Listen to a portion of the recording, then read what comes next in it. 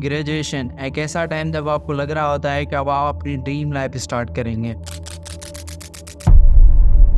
जब आप real world में कदम रखते हैं तो रियलिटी थोड़ी सी डिफरेंट होती है और बहुत लोगों के लिए डिसअपॉइंटिंग होती है। इनफैक्ट रिसर्च तो ये भी शो कर रही होती है कि 40% रिसेंट ग्रेजुएट्स जो है वो अंडर एम्प्लॉयड है, यानी कि ऐसी जॉब्स कर रहे हैं जिनमें उनकी डिग्री रिक्वायर ही नहीं है। हमारा एजुकेशन सिस्टम हमारे फ्यूचर्स को शेप करने में बहुत बड़ा रोल प्ले करता है और इसी समय मैं ये बात क्लियर कर दूं कि एजुकेशन मस्ट है। पर यहाँ पर एक छोटा सा इशू है कि एजुकेशन सिस्टम को डिजाइन किसी और चीज के लिए किया गया था। जब इंडस्ट्रियल रेवोल्यूशन आ रहा था तो गोल ये था कि फैक्ट्री वर्कर्स को प्रिपेयर किया जाए, इनको प्रिपेयर किया जाए कि कैसे सिस्टम में डिसिप्लिन को प्रायोरिटाइज करते हैं, कैसे इंस्ट्रक्शन को फॉलो करते हैं और कैसे अपनी रूटीन के साथ स्टिक रहते हैं। केन रॉबिन्सन के अकॉर्डिंग मॉडर्न स्कूलिंग सिस्टम को बनाया इस वजह से गया था कि वो इंडस्ट्रियल इकोनॉमी की नीड्स को पूरा कर पाए, वो वर्क प्लेस के लिए कंप्लायंट वर्कर्स को ट्रेन कर पाए। लेकिन आजकल हम उस दौर में रहते तो है नहीं, यहाँ ये वो टाइम चल नहीं रहा। फास्ट फॉरवर्ड करते हैं आज के दौर में जहाँ पर ज्यादा कुछ बदला नहीं है। हाँ, टूल्स और टेक्नोलॉजी जरूर चेंज हुई है लेकिन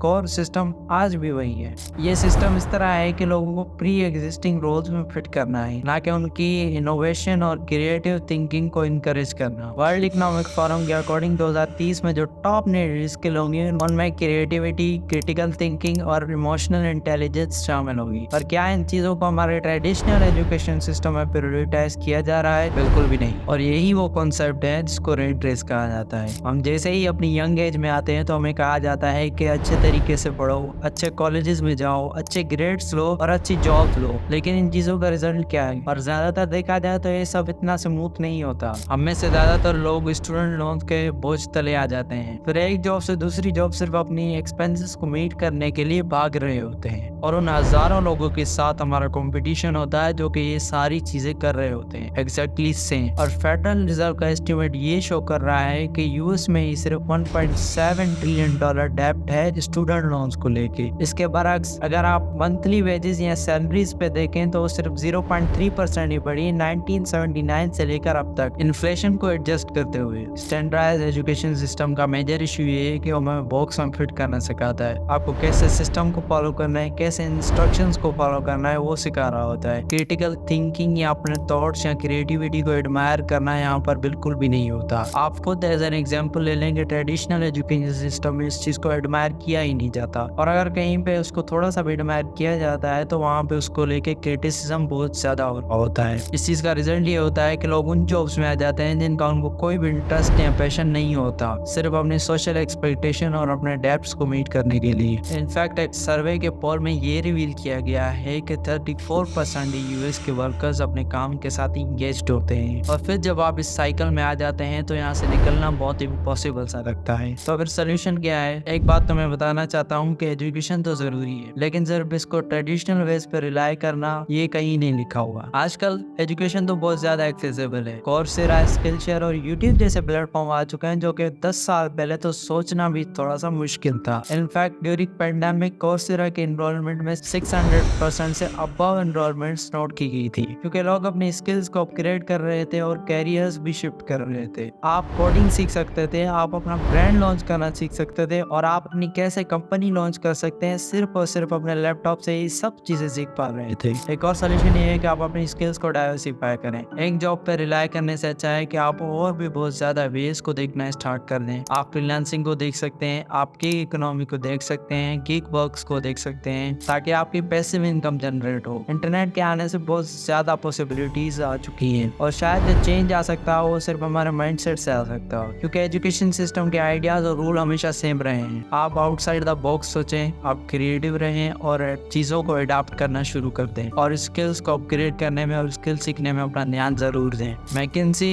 ग्लोबल इंस्टीट्यूट के एक रिपोर्ट में शो किया गया है कि 2030 तक 375 मिलियन लोगों को शायद अपनी जॉब स्विच करना पड़ जाए क्योंकि ऑटोमेशन उन चीजों को शायद रिप्लेस कर दे। रेट रेस कुछ भी नहीं है अगर आप लर्निंग के आइडियाज को चेंज करें। आपको लर्निंग के लिए वही सिस्टम को फॉलो करने की जरूरत नहीं है। सिस्टम से चेंज हो सकते हैं और सिस्टम से चेंज भी लर्न कर सकते हैं। अपने लिए दूसरे पाथ भी फाइंड करें, अपना फाइनेंशियल करियर सिक्योर करें और दूसरे चीजों में देखना स्टार्ट कर दें और रेट रेस से दूर होना स्टार्ट हो जाए। अगर ये वीडियो आपको पसंद आई है तो इसको लाइक करें, हमारे चैनल को सब्सक्राइब जरूर करें ताकि हमारा मोटिवेशन बना रहे। आपसे मिलेंगे किसी ऐसी ऐसी एक और वीडियो में, तब तक के लिए आपसे इजाज़त चाहेंगे। Thank you.